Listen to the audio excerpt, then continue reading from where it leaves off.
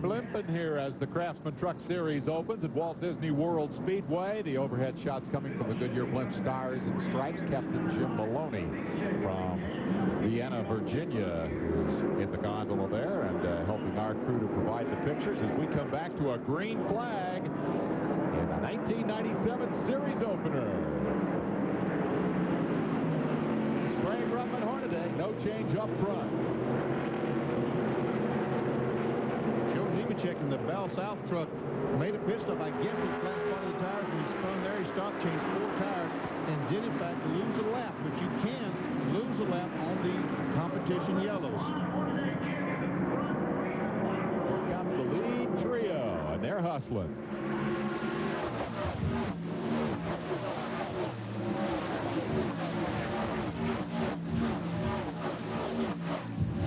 Michael Waltrip in 4th spot. Truck number 1 reported a little loose before that stop. They tightened it up a bit. Same report on Sauter's number 3, which has now moved into 9th position. And we've got trouble for John Nemechek, who clouts the inside Armco and does substantial damage to the Cintas Chevy. We'll immediately go back under yellow. Yes, we did have a caution flag. I thought maybe that we would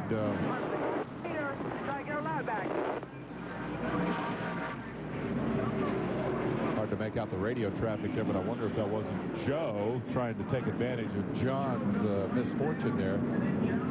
This was a black flag penalty for the 99 of Bown, who is reported to gain positions under the yellow, a violation of the rules.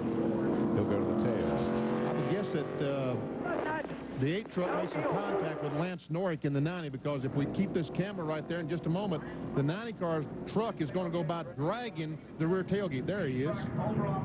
Just trying to get us a better look at that sponsor logo, I think. That is Lance Norrick, whose dad is the mayor of Oklahoma City, Oklahoma. Get all the details by dialing the number. That's all the information you want to know about Lance Norrick right there. You got it. Not serious damage. They're taking another look at how this developed. No, I guess he was on the inside of Rick Crawford and just simply tried to come off the corner. And in the outside wall, he will come across, and I guess here's where he gets the, Lance Norrick gets the tailgate knocked off and some contact with the inside wall from John Nemechek. There was a moment there when Big John thought he had her saved. Oh! That was not the moment. that was definitely. There's John surveying the damage, trying to figure out if he can get back in the race. Well, tough day for the Nemechek brothers. They bring out 2 consecutive yellows. We'll be right back.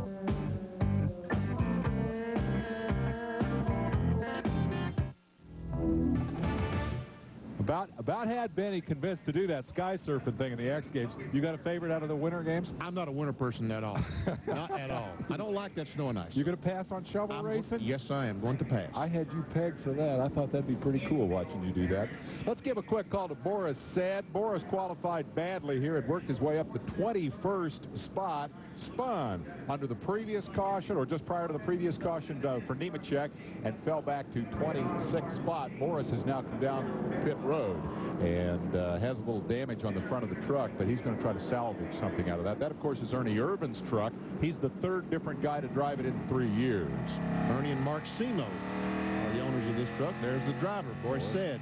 Big, tall guy, goatee, beard, road racing star, adapting to the ovals. And he says, watch out. We get to Sears Point, Watkins Glen, I'm going to be a bad cat. Chuck Bown at the back after a stop-and-go penalty because he gained positions under yellow. Well, let's see. We are still under caution. Let's see if he did. This is on the green flag racing.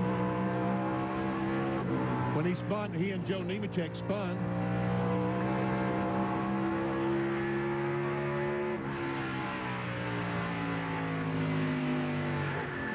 Just a little contact. I'd say so. We didn't see that contact from the camera up high, but it was pretty evident right there. This is from Barfield's camera. Look at the same thing. Barfield just drove through the grass. And did it with the gas on pretty hard. Yes. He made a nice evasive move there. So the Chevy Pace truck comes off the racetrack and says, okay, fellas, in just a couple of seconds, we're going to see some more of this action.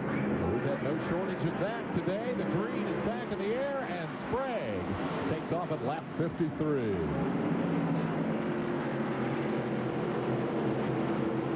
Lap traffic down on the bottom. That's one of the concerns.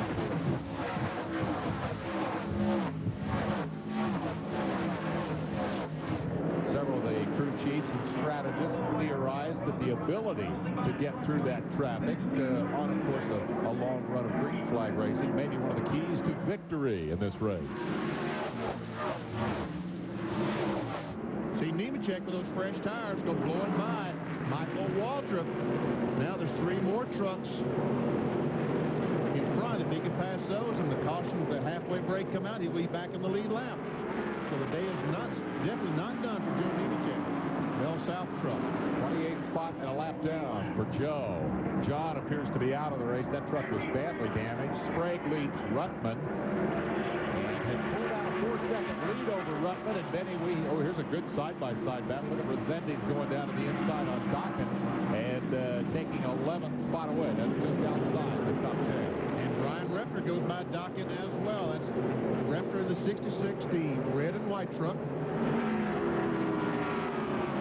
Pirelli going by the 32 of Kenny Hendrick. And Nemechek gets by Hornaday.